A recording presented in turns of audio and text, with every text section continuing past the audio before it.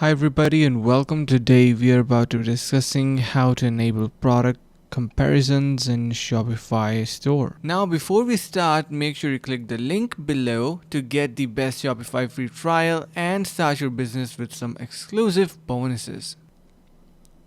So to add a product comparison, what you need to do is simply head to your search bar on top and search in here for comparison. Then we're going to search that in the App Store. You will be able to see that we have various product comparison integrations showing up in here. So you can see we have this comparable, and this is used for comparing products just like this. And you can see we have various products that we can compare. So this could be pretty useful for different tech related products with different specifications where people want to maybe compare previous model with the latest one. So yeah, I hope this helps and hope this video was helpful. Finally, make sure to click the link in the description below to take advantage of our exclusive Shopify free trial to start your business right away.